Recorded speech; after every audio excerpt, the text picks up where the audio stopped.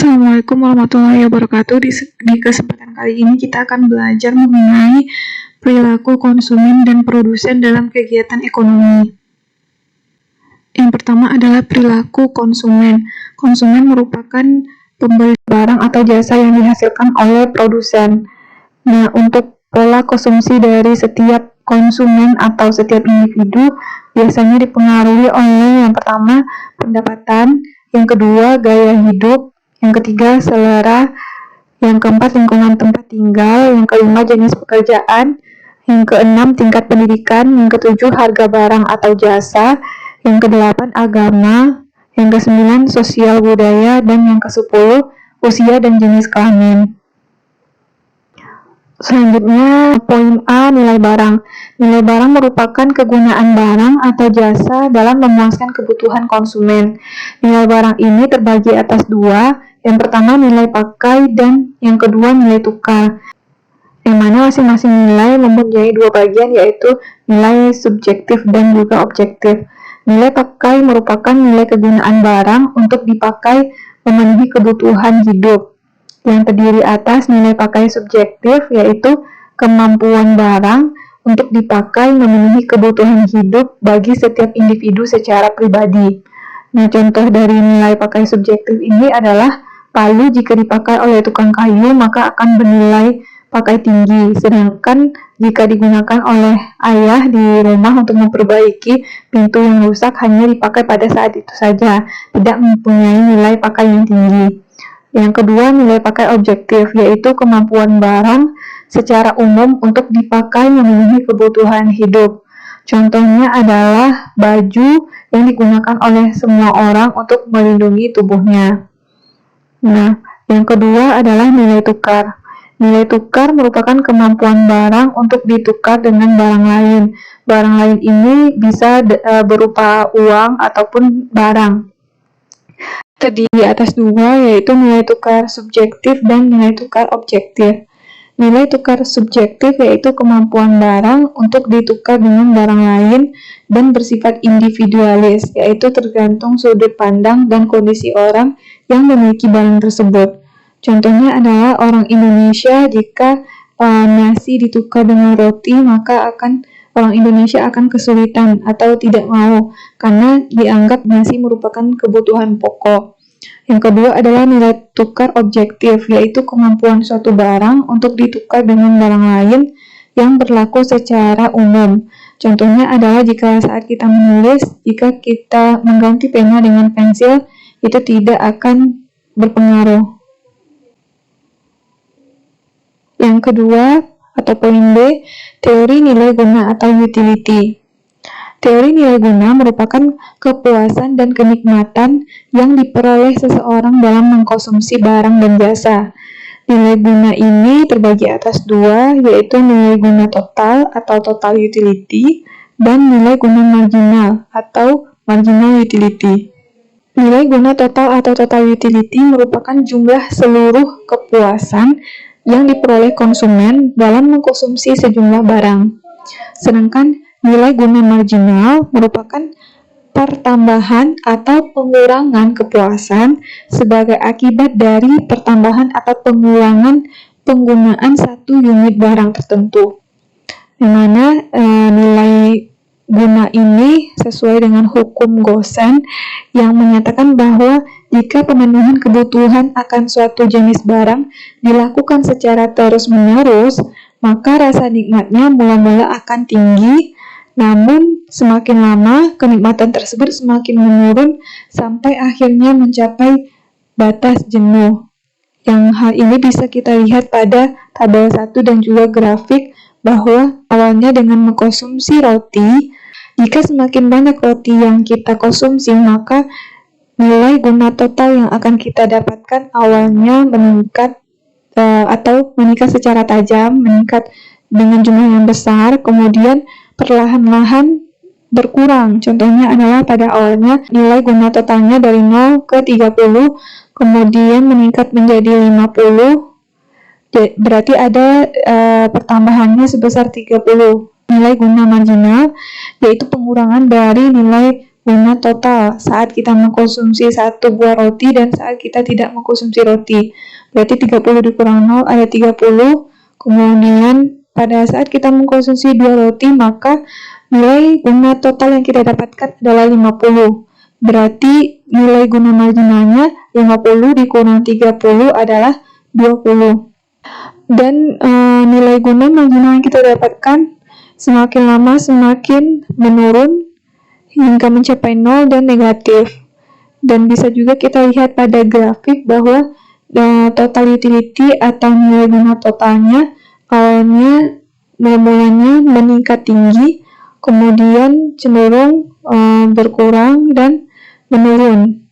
Sedangkan nilai marginal utility-nya cenderung berkurang, memiliki tren yang berkurang, atau grafiknya seperti kurva permintaan, memiliki slope negatif. Hal ini menunjukkan bahwa terdapat tambahan kepuasan yang semakin menurun dengan semakin banyaknya barang yang dikonsumsi, atau disebut dengan law diminishing marginal benefit. Poin C adalah kombinasi barang yang mewujudkan kepuasan sama atau analisis kurva indiferen. Kurva indiferen merupakan kurva yang menunjukkan kombinasi konsumsi atau pembelian dua macam barang dari seorang konsumen yang memberikan tingkat kepuasan yang sama. Pada tabel 2, kombinasi barang yang mewujudkan kepuasan yang sama terdapat 6 kombinasi antara tas dan sepatu. Kombinasi antara tas dan sepatu ini memberikan tingkat kepuasan yang sama.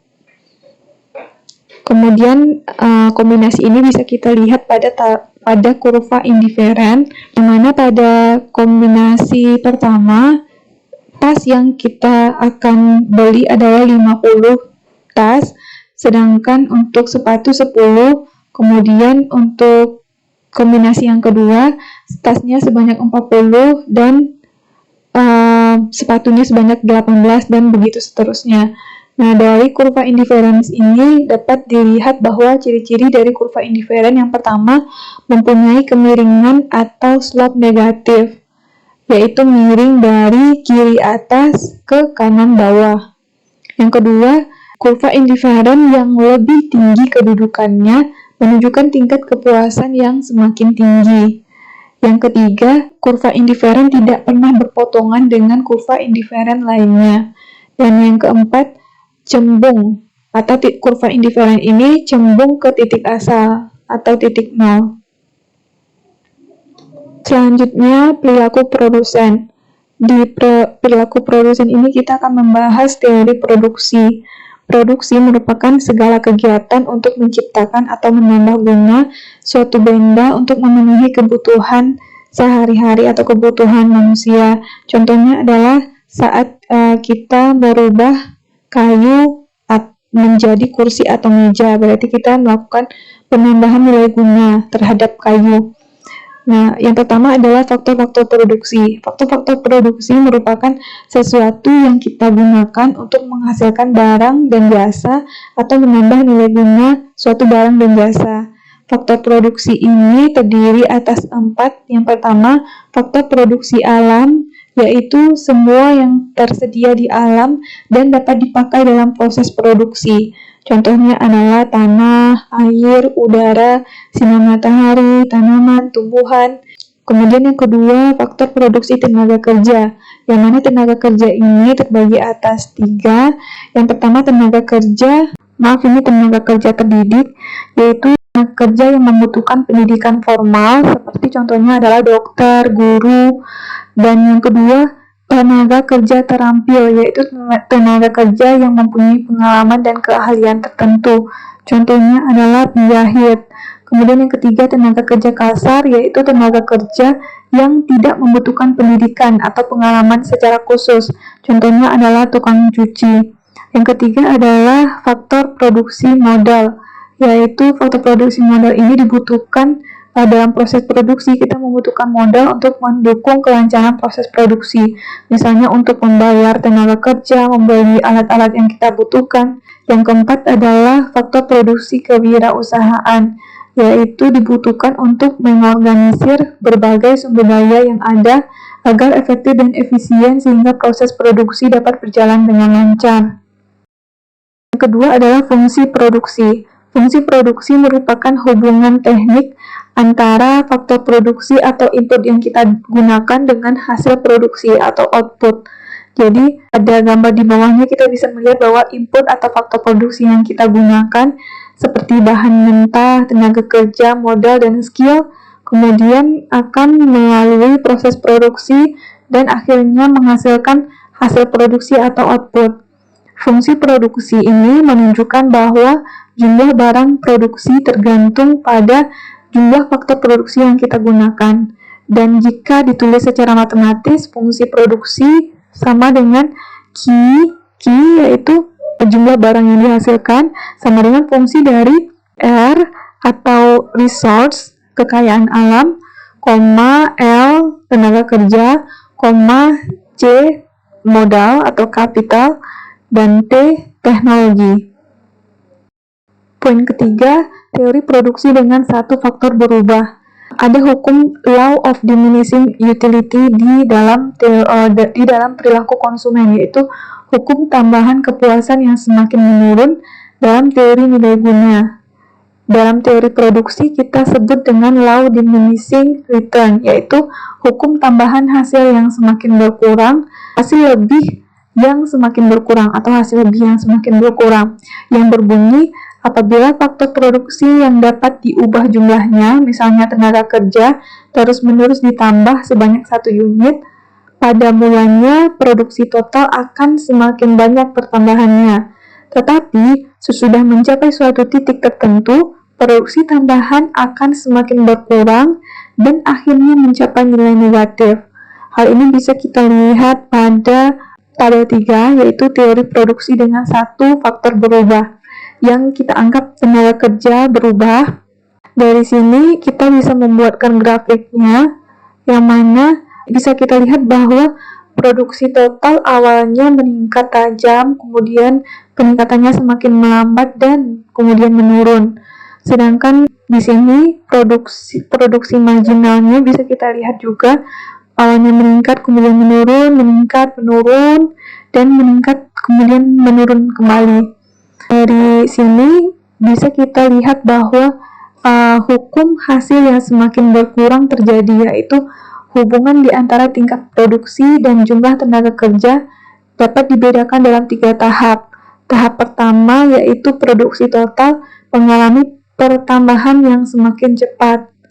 Kemudian yang kedua, produksi total pertambahannya semakin lambat, dan yang ketiga, tahap ketiga, produksi total semakin lama semakin berkurang. Dari tabel dan juga gambar, kita bisa membuat rumus matematisnya bahwa MP sama dengan TP per L atau marginal production sama dengan total production dibagi labor, atau MP sama dengan delta TP per delta L, atau delta ini merupakan selisih dari total produksi per selisih dari tenaga kerja. Sedangkan AP atau produksi rata-rata sama dengan total produksi dibagi dengan labor. Yang keempat adalah teori produksi dengan 2 faktor berubah. Maksudnya adalah kita mengasumsikan bahwa terdapat 2 variabel faktor produksi yang berubah, yaitu tanah dan tenaga kerja. Fungsi produksi dengan 2 faktor berubah dapat digambarkan dengan kurva isoquant, yang mana pengertian dari kurva isoquant adalah suatu kurva yang menggambarkan 2 faktor produksi yang berbeda yang akan menghasilkan satu tingkat produksi tertentu.